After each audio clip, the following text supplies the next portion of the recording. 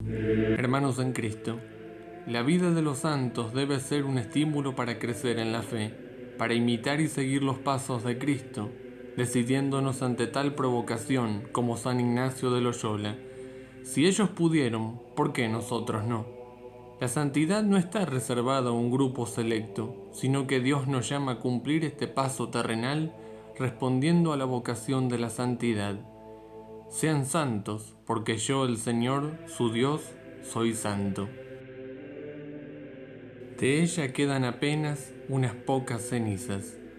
Una personalidad que lleva en su intensa vida una síntesis de nuestro siglo, ha dicho Juan Pablo II. Feminista, teóloga, mística, autora de obras de profunda espiritualidad, hebrea y agnóstica, monja fervorosa hasta entregar su vida con el Señor en el martirio cargando la cruz. En tiempos donde premiaban las persecuciones, donde el signo de la fe era denostado en los círculos intelectuales, Edith Stein dejó una vida de prominente escritora y conferencista de enseñanza filosófica para servir y amar a su Salvador en las filas carmelitas. Contexto mundial. Existe un hilo mariano que se expande en toda la experiencia humana y espiritual de esta mártir carmelita. En 1917, cuando estalla en Rusia la diabólica revolución bolchevique, es para Edith el año clave de su proceso de conversión.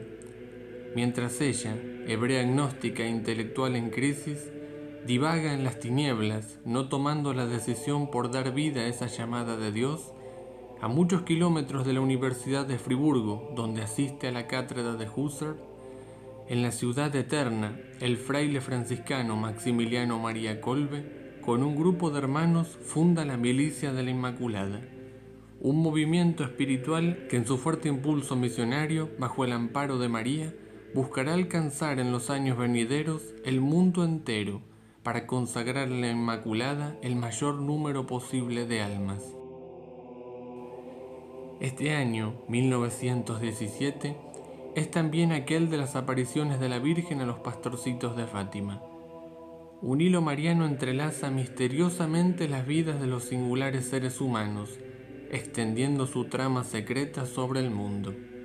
Criada en los valores de la religión israelita, a los 14 años abandona la fe de sus padres, convirtiéndose en atea.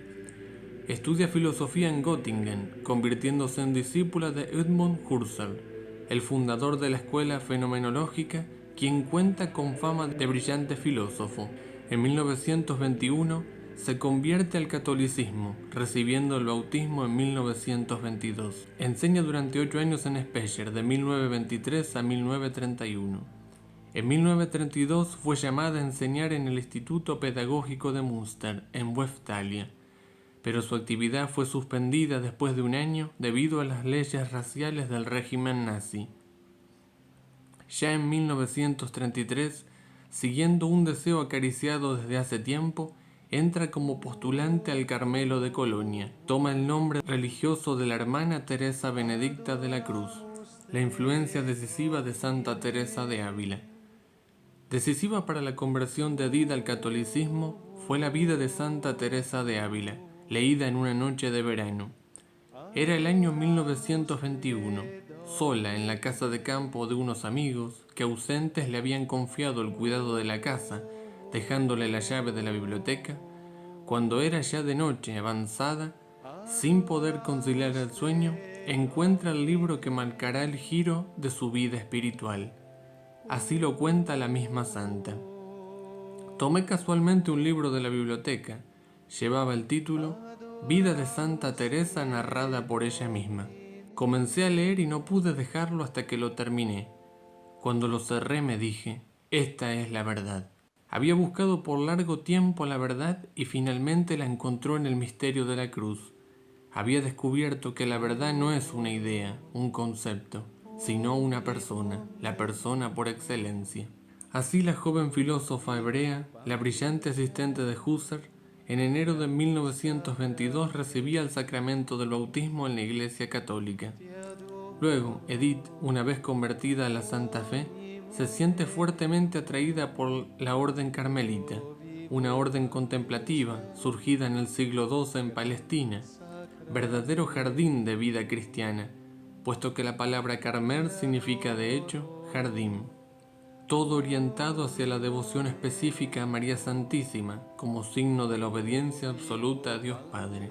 En 1933, privada como judía del derecho a hablar públicamente, pidió ingresar en el Carmelo a pesar de sus 41 años.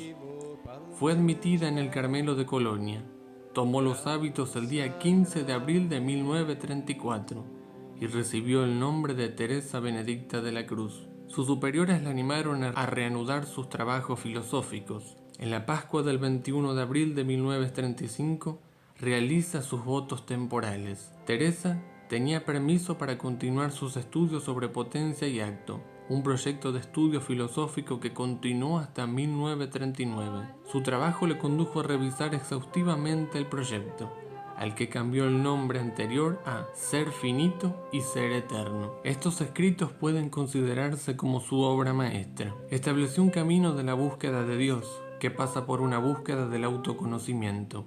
Todo este trabajo no pudo publicarse a causa de las leyes antijudías del Tercer Reich. Renovó sus votos temporales el 14 de septiembre de 1936. Durante la ceremonia, Stein afirmó: «Cuando llegó mi turno para renovar mis votos, sentí que mi madre estaba cerca de mí. He experimentado claramente que estaba cerca de mí». Sor Teresa se enteró unos días más tarde que su madre había muerto en aquel mismo momento, lo que para ella fue un profundo consuelo.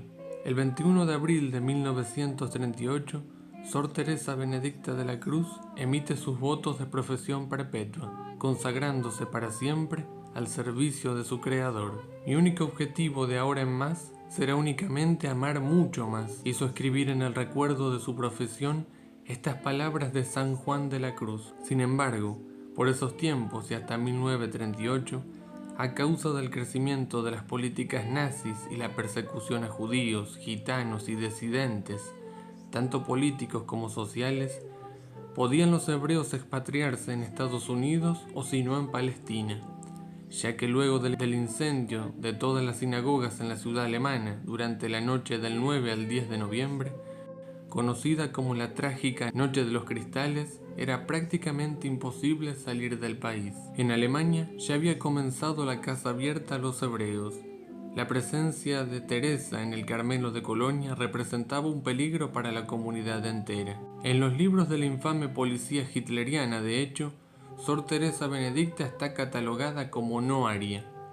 Sus superiores deciden entonces trasladarla a Holanda, a Esch, donde las hermanas carmelitas cuentan con un convento. Antes de abandonar precipitadamente Alemania el 31 de diciembre de 1938, en el corazón de la noche, Sor Teresa pide detenerse unos minutos en la iglesia María de la Paz, para arrodillarse a los pies de la Virgen y solicitarle su materna protección en la aventurosa fuga hacia el Carmelo de Esch. Ella, había dicho, puede formar a su propia imagen aquellos que le pertenecen, y quien está bajo la protección de María, concluía, es bien protegido.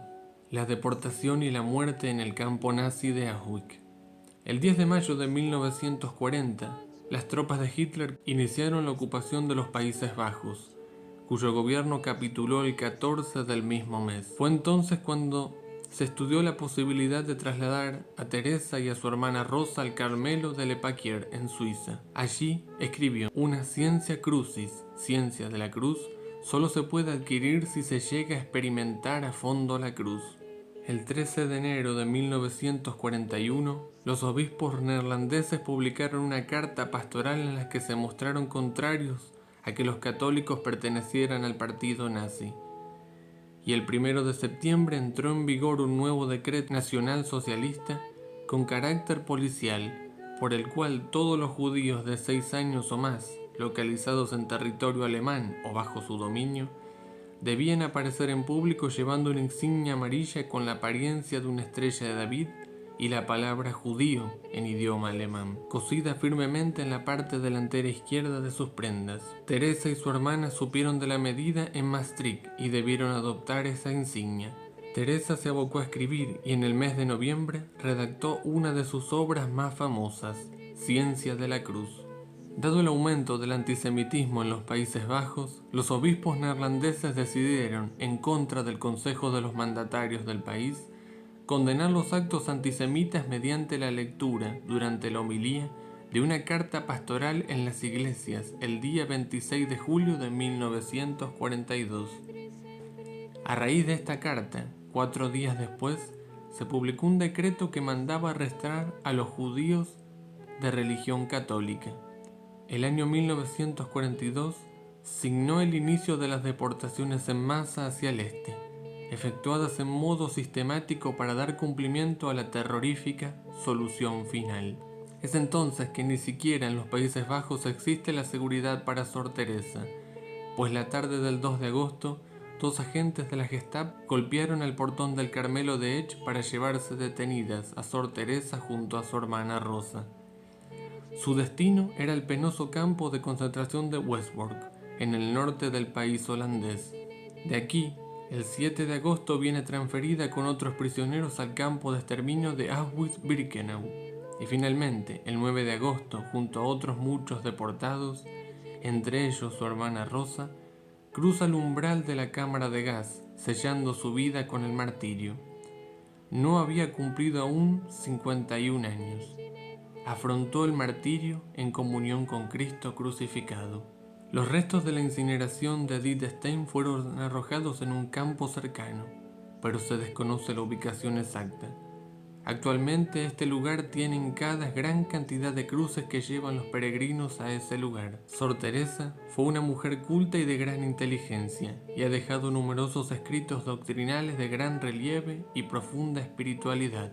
Un prisionero que logró sobrevivir al terrible horror del Holocausto contó: el comportamiento de la santa estaba lleno de paz y su actitud era de pura calma. Consolaba a sus compañeras de encierro, buscaba calmarlas y las cuidaba. Ya en 1987 es proclamada beata por la Iglesia Católica y años más tarde es canonizada por Juan Pablo II el 11 de octubre de 1998 y finalmente en 1999 es declarada junto a Santa Brígida de Suecia y Santa Catarina de Siena copatrona de Europa y protectora de los judíos conversos. Santa Teresa Benedicta de la Cruz es de aquellas almas que San Cayetano menciona en el llamamiento de Cristo a la conversión de su amor. Queremos compartir con ustedes esta oración. Señor, Dios de nuestros padres en la fe, infúndenos copiosamente la ciencia de la cruz, con la que enriqueciste de modo admirable a la Santa Teresa Benedicta en la hora del martirio. Concédenos por su intercesión buscarte sin descanso a ti, que eres la suma de la verdad, y mantener con lealtad hasta la muerte la alianza eterna de amor, sellada con la sangre de tu Hijo, para la salvación de todos los hombres. Amén.